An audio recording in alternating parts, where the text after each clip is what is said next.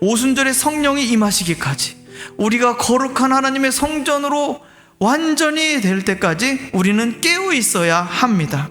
우리를 노예되게 만드는 모든 것에 대해서 저항해야 됩니다. 상황에 굴복해서 하나님을 대적하는 어리석은 행동들을 과감하게 벗어버려야 됩니다.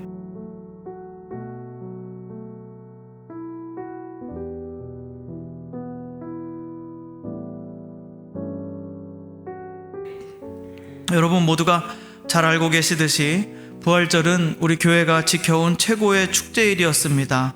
모든 그리스도인들은 이 새 생명의 기쁜 소식을 달걀 바구니에 담아서 주변 이웃들과 나누었습니다. 예수님께서 죽은 자 가운데서 다시 살아나셨다는 이 메시지는 모든 인류가 다 들어야 될 메시지인 줄로 믿습니다. 오늘은 부활절 이후를 어떻게 보내야 하는가에 대해서 여러분과 함께 나누기를 원합니다. 본문 10절은 이스라엘 백성이 가나안 땅에 들어가서 첫 곡식을 거둘 때 어떻게 해야 하는지를 말씀하고 있습니다. 이 절기를 우리는 초실절이라고 부릅니다. 유대력으로 첫 달의 14일이 금요일인데요, 6월절이고 그 다음 15일 토요일 안식일이 되고요, 그리고 16일 일요일이 초실절이 됩니다. 그러니까 6월절 지나고 안식 후 첫째 날이 바로 이 초실절이 되겠는데요, 15절에 우리가 읽으셨던 것을 15절에 보시게 되면 이 첫 곡식을 드린 날로부터 7 안식일을 채우고 이튿날까지 합하여 50일을 계수하여 그날에 새 소제를 드리라고 말씀하고 있습니다. 즉 이날은 50일이 지났다고 해서 오순절이라고 부릅니다. 여러분이 잘 알고 계시듯이 6월절과 오순절 그리고 장막절은 이스라엘의 가장 중요한 3대 절기입니다. 가장 중요한 절기죠. 그래서 6월절이 지나고 나서 오순절까지는 날짜를 헤아리도록 한 것이 참 특이합니다. 오순절부터 장막절까지는 날짜를 헤아리라는 말씀이 없어요. 왜 7 안식일을 계수하도록 하셨을까요?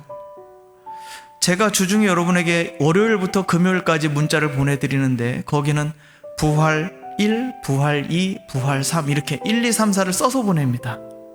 그 이유가 여기 동일한 이유입니다. 말씀드리자면 이스라엘이 새롭게 출발할 수 있었던 것은 6월절 때문이었었습니다. 이집트가 노예로 잡고 있는 이 이스라엘을 맨정신으로 내어줄 리가 만무했습니다. 하나님께서는 모세를 통해서 9개의 재앙을 내려서 이 이집트가 완전히 파편나도록 부서지도록 이 재앙을 내리셨지만 파라오의 마음은 결코 변하지 않았었습니다. 완전히 완고했었죠. 그런데 이 마지막 10번째 재앙을 내리고 나서야 파라오가 팍 무릎을 꿇는 사건이 일어났습니다. 그 재앙이 바로 장자가 죽는 사건이었습니다. 모든 가문의 모든 집안의 첫 번째 아들이 죽임당하는 거예요. 대가 끊어지는 것이고 가정마다 첫 아들이 죽었다. 그리고 파라오의 집안도 예외 없이 첫째 아들이 죽었을 때 온 이집트의 대가 완전히 다 끊어져 버린 겁니다. 이 가정이 전부 망한 거죠. 가정이 망한 것은 국가가 망한 것과 똑같은 겁니다. 그때서야 이 재앙을 만나고 나서야 비로소 이스라엘을 풀어주는 것. 다시 말하면 이 이집트가 꽉 붙잡고 있었던 죄의 세력이 이스라엘을 꽉 움켜쥐고 하나님의 백성을 노예 삼고 지배했던 이 세력이 언제 무너졌느냐? 6월절에 무너졌다 이거예요. 그러면 이 마지막 재앙이 일어난 6월절, 이집트에게는 멸망의 날이었지만 이스라엘 하나님의 백성에게는 자유를 얻는 날이 되었다는 겁니다.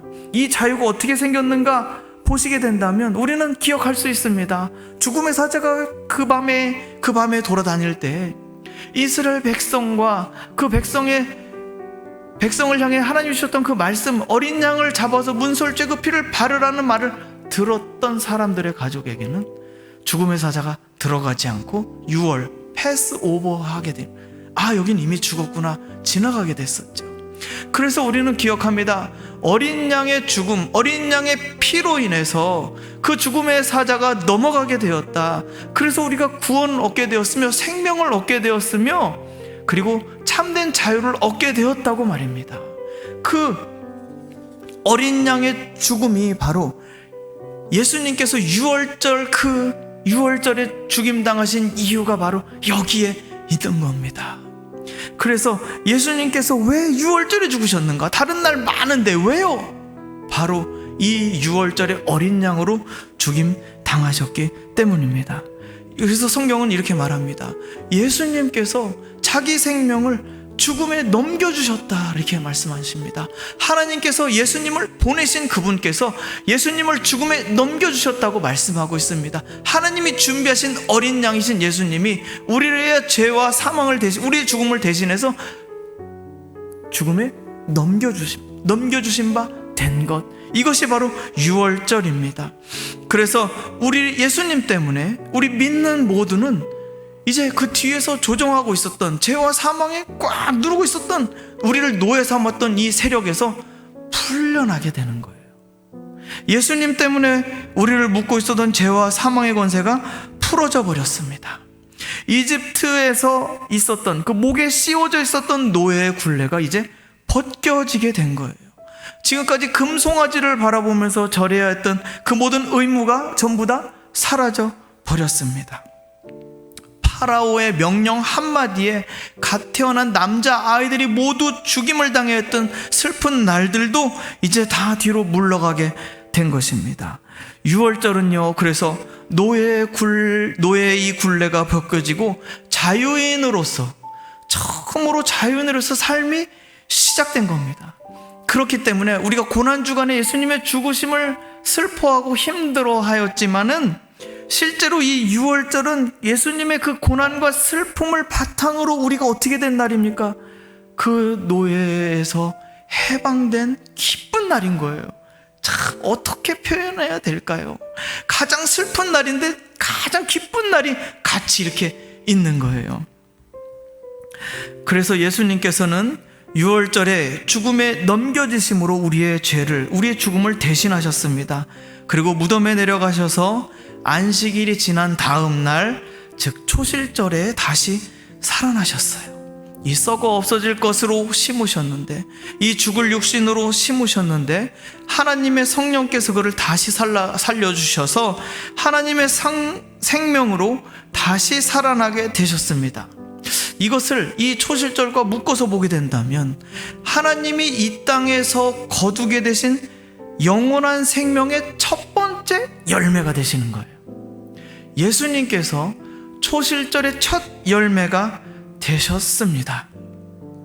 자, 그러면 농사짓는 농부의 입장에서 본다면 초실절에는 이 절기를 따라서 본다면 보리를 추수합니다. 봄이니까요. 저는 지금도 눈 감으면 얼마 전까지 살았던 제주도의 그 집이 생각납니다. 그 집 앞에 보리밭이 엄청 이렇게 많았어요. 그래서 퇴비라고 합니까? 그거 뿌리면 냄새가 창문을 열 수 없어요. 막 고향의 냄새가 가득 찹니다. 그런데 그 보리밭이 얼마나 파랗고 예쁜지 저희 어머님이 한번 오셔가지고는 그거를 살짝 꺾어가지고 볶아주셨는데 얼마나 맛있었는지. 그 보리밭은요, 근데 이게 금방 자라더라고요. 날씨가 따뜻해지는가 싶더니 금방 베어내시고는 추수하시고는 다른 거를 금방 심으시더라고요. 사실 보리는 농사 짓는 것에서 주력은 아닙니다. 그렇죠? 밀이 주력 산업입니다. 그러면 이 보리를 추수할 때 이스라엘에서도 보리를 추수하면서 농부들은요, 참 이런 게 있습니다. 이 보리를 막 이렇게 베면서 저 눈앞에 펼쳐진 그 넓은 밭을 보는데 그 밭에는 밀이 자라고 있는 거예요. 그래서 이 보리를 베면서도 저기서 지금 막 자라고 있는 밀들을 바라보면서 언제 미리 수확하느냐면 50일 있다가 수확합니다. 그래서 농부는 보리를 베면서도 소망은 저 밀밭에 가 있는 거예요. 이제 앞으로 지금 이 작게 베는 이 한 단, 그러나 이제 50일 후에는 저 수많은 밀밭에 저 수많은 밀들을 다 추수하게 될 거야 라는 소망으로 보리를 뱁니다. 하나님께서 또 마찬가지신 거예요. 첫 열매를 예수님의 부활로 얻으셨지만, 초실절에 얻으셨지만, 하나님께서는요 오순절에 이루어질 거대한 추수를 바라보고 계셨습니다. 그리고 이 기다리는 시간 동안, 50일 동안 이 기다리는 시간 동안 하나님께서는 손꼽아 숫자를 헤아려서 그 날짜를 세라고 하셨습니다. 왜 그러셨을까? 우리는 7 안식일의 수요를 채우라는 말씀에서 힌트를 얻을 수 있습니다. 안식일은 7일을 의미합니다. 그렇죠? 7번째 날이에요, 한 주간에. 그래서 7일이죠. 7은 온전함을 의미하는 숫자입니다. 제가 예전에 안식일에 말씀드렸던 것처럼 1일부터 6일까지와 그 다음에 7번째 창조 사역을 모두 마치신 후에 하나님이 안식하신 7번째 날은 이 모든 일을 완성하셨음을 확인하고 쉼을 누리는 시간이었었습니다. 그래서 하나님이 지으신 창조는 완전하다, 온전하다, 완벽하다가 아니라 온전하다, 하나님이 마치셨음을 누리는 날인 거예요. 그래서 이 부족함이 없고 흠이 없고 기울어진 것이 없고 무너진 것이 없고 깨진 곳이 없는 이런 온전함, 그 온전함을요 하나님께서는 이렇게 7번째 날에 이 온전함을 누리는 것을, 이 가득 찬 7일을 7번을 보내라는 거예요. 그러면 온전함이 7번 간다. 그것은 어떻게 되는 것입니까? 온전함에 완성되는 거죠. 온전함이 온전함으로 완성되는 그 기간이 77에 49일이 되고 더하기 하루 더해서 50일째에 하나님께서 밀주수하는 그날에 새 소재를 드리라고 말씀하신 겁니다. 자, 그럼 우리 삶에 적용해 봅시다. 그동안 이스라엘은 이집트에서 노예로 살아왔었습니다. 불과 며칠 전까지만 해도요. 그래서 노예 시간표에 꽉 잡혀 있어서 사실은 다른 걸 할 줄을 몰라요. 낮에는 시키는 일만 했었고 밤에는 피곤해서 잠자는 것밖에 못했습니다. 밥을 주면 밥만 먹고, 그리고 집 주는 거 거기 들어가서 잠자면 됐었고요. 때리면 맞았으면 됐습니다. 부러우시다고요? 사실 가축이었습니다. 말할 줄 아는 가축으로 살아왔어요. 더 살아야 되는 이유도 모르고, 자식이 태어나도 이 자식 그대로 노예 생활할 텐데 이게 무슨 소망이 있었겠습니까? 더 잘 살 수 있다는 소망도 없었습니다. 그리고 빨리 생을 마감하고 싶어도 죽고 싶어도 죽지 못하는 인생, 그렇게 살아왔습니다. 그렇게 살아왔던 사람들에게 갑자기 하루아침에 정말 자고 일어났더니 완전한 자유가 갑자기 주어진 거예요. 정말 문제가 생긴 거예요. 가장 바라던 것을, 그렇게 바라던 것을 얻었지만 정작 이들이 자유를요 누릴 줄 모른다는 거예요. 참 너무 슬프지 않아요? 하나님이 완전한 자유를 딱 주셨는데, 완전히 자유롭게 해주셨는데 노예로 살았던 것처럼 그 습관이 그대로 묻어 있어서 그대로 노예처럼 생활하는 거예요. 하나님이 이것을 보시면서 얼마나 속상하셨겠습니까? 얼마나 안타까우셨겠습니까?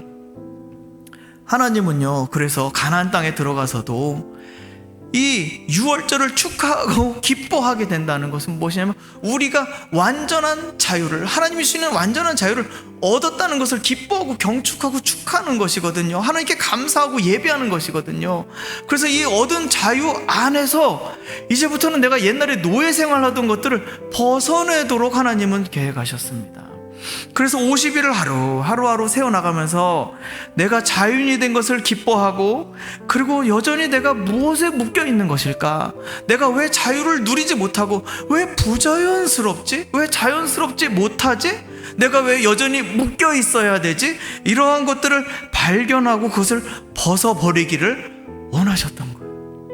노예로서 살아왔던 그 삶을 하루씩 지나가면서 하나님이 주신 자유를 확인하고 그것을 벗겨내기를, 그 누추한 옷들을 벗어버리기를 하나님은 원하셨습니다. 가만히 보면 노예로 묶인 것이 많이 있어요. 그런데 제가 딱 오늘 말씀에서는 2가지만 간단하게 이야기하려고 합니다. 첫 번째, 우리가 묶여 있는 것을 발견할 수 있는데 그것은 상황에 지배당하는 우리의 모습입니다. 상황에 지배당하면서 놀랍게도 하나님을 대적하는 게 있어요. 상황에 노예되어서 하나님을 대적하는 거. 이것은요, 우리 입에서 쉽게 나오는 불평을 통해서 점검할 수 있습니다. 실제로 이스라엘 백성들은 광야를 지나면서 모세에게 화가 나도 이만저만 나지 않았습니다. 심지어 모세를 향해서 돌을 들어서 쳐서 죽이려고까지 했습니다. 그들의 말에, 입술에 있었던 말은 무엇입니까? 왜 우리를 여기까지 끌고 나와서 고생시키느냐고, 옛날에 이집트에 있었을 때가 훨씬 더 좋았다고 말을 합니다. 이제라도 저 사람 말고 다른 사람 세워서 우리 되돌아가자고 합니다. 덥다고 투덜, 실제로 죽을 만큼 덥습니다. 목마르다고 투덜투덜, 실제로 죽을 만큼 목말라요. 맞습니다.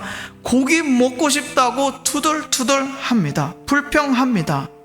그 상황 가운데서 불평하는 이 모든 것이 어떻게 보면 사실은 노예가 가지고 있는 가장 쉽게 발견할 수 있는 노예의 모습입니다.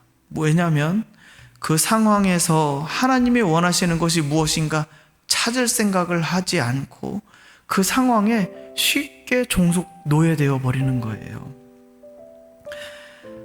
하나님의 여기에서 우리는 봐야 됩니다. 이 사람들은요, 옛날에 이집트에 살 때 행복하다고 했던 사람들이 아닙니다. 가만히 생각해 보면 이집트에서 노예 생활할 때도 나 죽을 것 같다고 막 울부짖었던 사람들이에요. 너무 힘들다고 막 울부짖으며 기도했던 사람들이에요. 그런데 이제는 광야로 나와서 그 가는 길에 있는데 광야가 너무 힘들다고 계속 부르짖고 있는 거예요. 상황에 종속되어 버려서, 상황의 노예가 되어 버려서 너무 아쉽게도 하나님이 나를 이끌어 가고 계시다는 것을 인정하지 못하는 겁니다. 저는 불평하지 말아라, 그리고 대신 감사해라, 이렇게 뻔한 이야기 하려는 것이 아닙니다, 여러분. 하나님 그분의 성품과 그분의 인도하심을 신뢰하지 못하는 것이 우리로 하여금 영원히 하나님을 잃어버리게 하는 것이기 때문에 그렇습니다. 하나님을 믿지 못하겠다고 말하는 거예요. 하나님의 선한 의도가 있는데 가나안 땅으로 데려가시는 이 여정을 나는 도저히 못 견디겠다는 거예요. 가면은 하나님이 땅을 다 나눠주고 자기 땅을 가지고 떵떵거리며 살게 해주겠다고 약속하시고 가고 있는데 그거를 못 믿겠다는 거죠. 내 앞에 있는 복을, 하나님이 예비하신 복을요, 불평함으로써 홀랑 다 잃어버리게 되는 거예요. 너무 안타까운 거잖아요.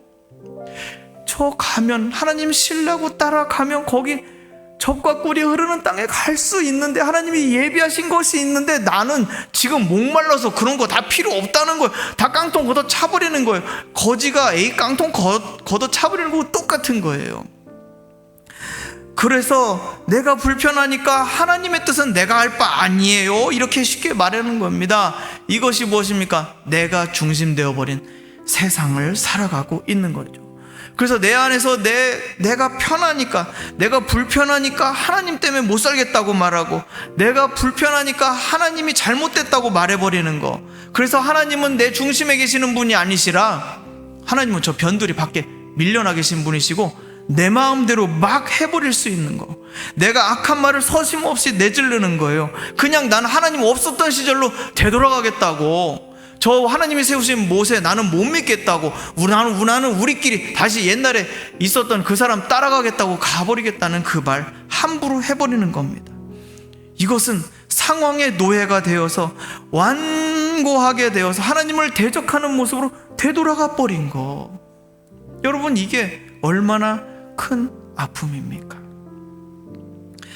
하나님을 함부로 대하고 함부로 하나님께 말하면 마치 내가 이긴 것 같고 내가 자유로운 것처럼 느껴집니다. 제가 20대에 막 논리 싸움으로 막 수도하시는 수도원의 수도사들과 막 이야기할 때도 제가 막 목소리 크게 싸워서 밤새 싸워서 이분이 졸려서 쓰러지면 내가 이겼다고 막 할 때 내가 마치 이긴 것처럼 생각하고, 하나님이 나한테 지셨다, 봐 성경은 모순 덩어리야 막 그래서 성경이 틀렸다고 막 그럴 때 저는 제가 이긴 줄 알았고 제가 자유로운 줄 알았었습니다. 그게 가장 어리석은 일이었어요. 가장 어리석고 정말 불쌍한 사람이었습니다. 그거는 정말 거대한 착각일 뿐인 거예요. 하나님을 대적하는 것이 여러분 상황에 매이게 되면 결과적으로 하나님이 준비하신 것들을 내가 누리지 못할 뿐만 아니라 여전히 죄악 가운데 거하게 되는 것인데, 그 죄악 가운데 거한다는 게 뭡니까? 하나님을 대적한다는 거예요. 하나님을 원수 삼아버린다는 것. 그러니까 마음에 평안이 없지요. 내 마음대로 막 말을 하고 내 뜻대로 막 행동하는데 마음에 평안이 없고 견고함이 없고, 그리고 마음이 여전히 쓰리고 아픈 이유가 바로 여기에 있습니다. 이 모든 상황 가운데 하나님이 뜻하시는 것이 무엇인지, 기뻐하시고 선한 뜻이 무엇인지 찾으려는 노력이 아니라 단지 그 상황을 바라보면서 끊임없이 절망하고 하나님을 버려버리는 인생, 하나님은 거기에 초점이 가 있는 겁니다. 그래서 이것이 바로 우리가 상황에 노예되어 있음을 보여주는 증거이며, 또한 하나님을 마음속에서 끊임없이 내치고 있으며 하나님을 버리고 있다는 것이 바로 여기서 드러나는 것입니다. 하나님은 이 하루하루 나아가면서 하나님은 이것을 정죄하지 않으시고 하나님이 주신 자유를 지키도록 말씀하십니다. 그리고 그러한 노예되었던 그 모습들을 발견하고 벗어버리도록 이끌어 주십니다. 그분은 사랑으로 이끌어 주십니다.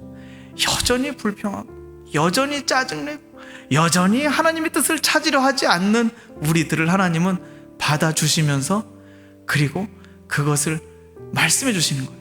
그것이 네가 지금 입고 있는 누추한 옷이야.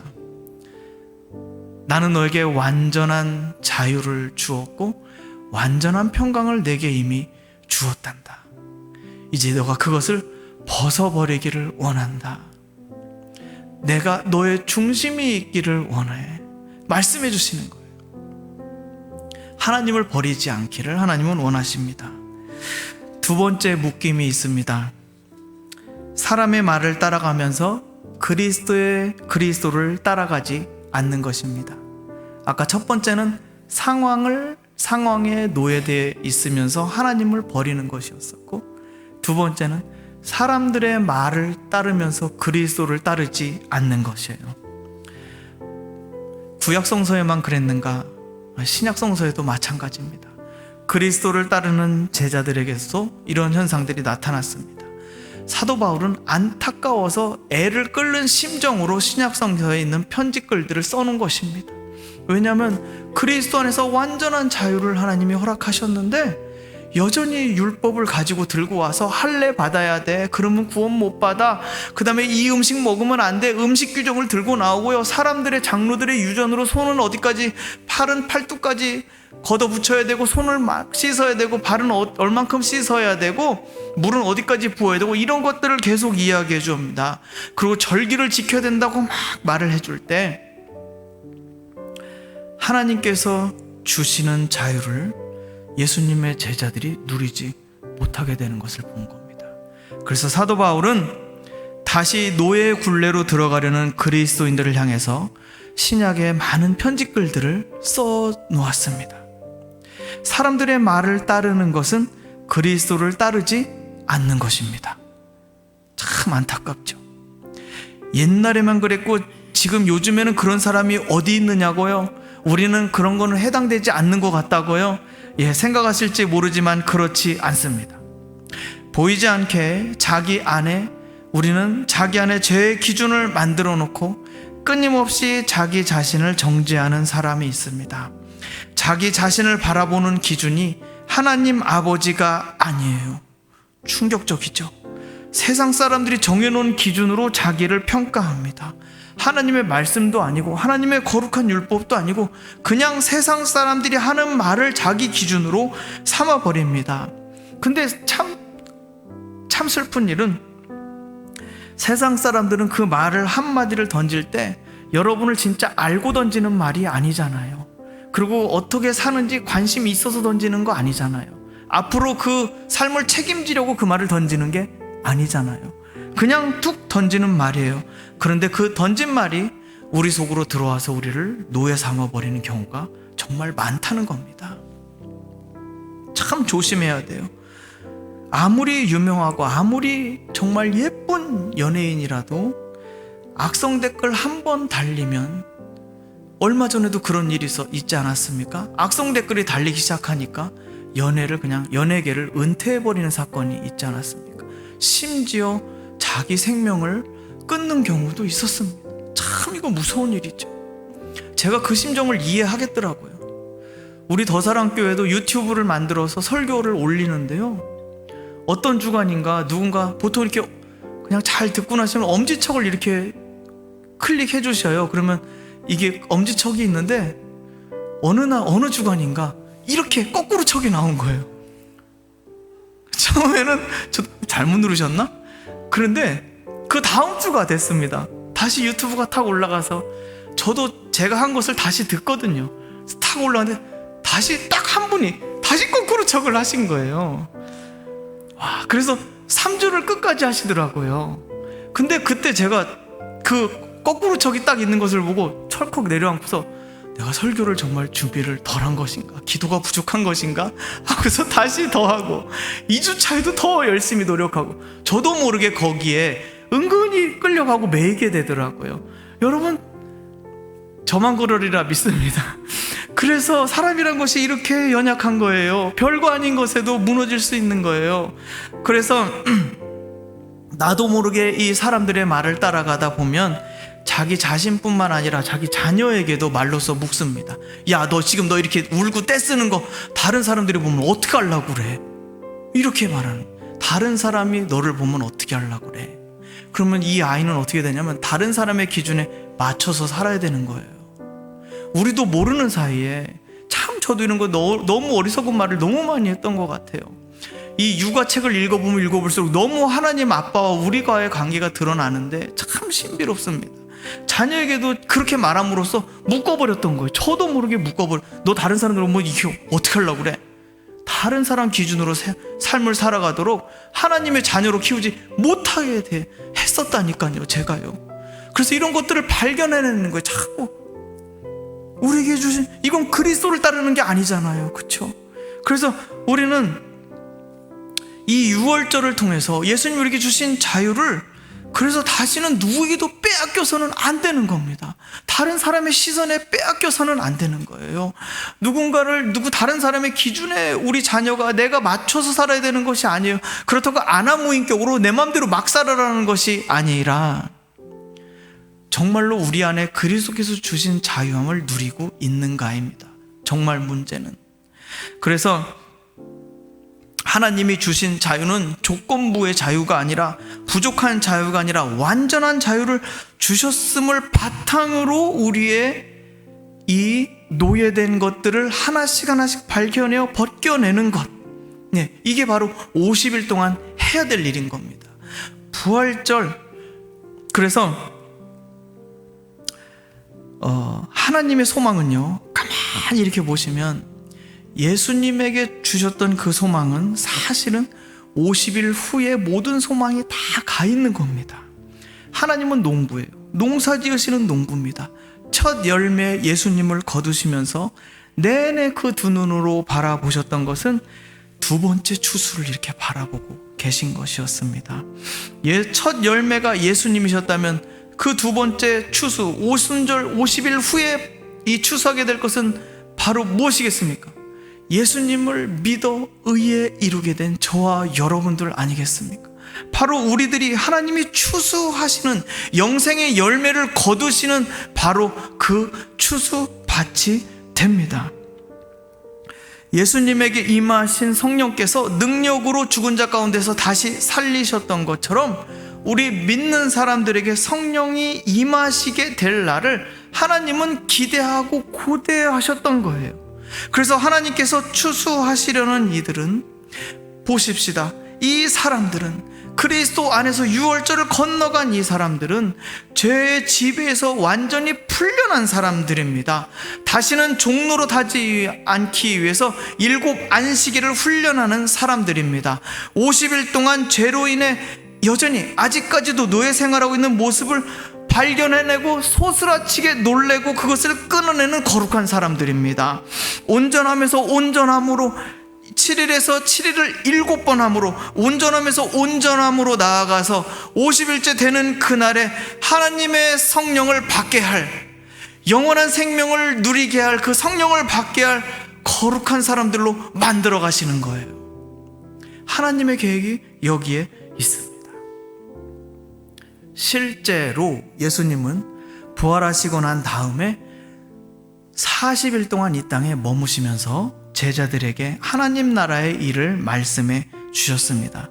그리고 그 보좌에 오르시면서 영원한 보좌에 오르시는 것을 우리는 승천이라고 표현합니다.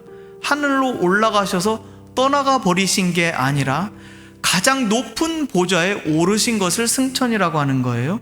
그래서 그분이 영원한 보좌에 오르셔서 이제 온 세상을 통치하시고 다스리시는 그 승천하신 그 날에 제자들에게 약속하셨습니다. 몇 날이 못 되어 너희가 성령을 받을 것이라 약속하셨어요. 그러면 여러분 보십시오. 성경에 오순절에 제자들이 모여 기도할 때 성령께서 임하셨다고 말씀하고 있잖아요. 그럼 예수님이 40일 동안 하나님 나라를 가르치시다가 승천하시고 몇 날이 못 돼요. 정말 몇 날이라면 10손가락 안에 들어오게 된 거죠. 그래서 50일째 이 제자들이 채워졌을 때 성령이 임하셨는데, 그 임하신 성령을 우리는 이제 무엇으로 이해할 수 있겠습니까? 하나님의 성령이 예수님에게 임하셔서 첫 열매를, 이렇게 영생의 열매를 거두셨다면 50일째 되는 날 하나님의 성령께서 이렇게 모인 제자들에게 임하셔서 어떻게 되신 것입니까? 영원한 생명의 열매를 추수하시게 되는 것이죠. 하나님의 오순절에 성령이 임하신 것은, 그래서 하나님이 추수할 그 추수를 하나님은 행하고 계시는 것입니다.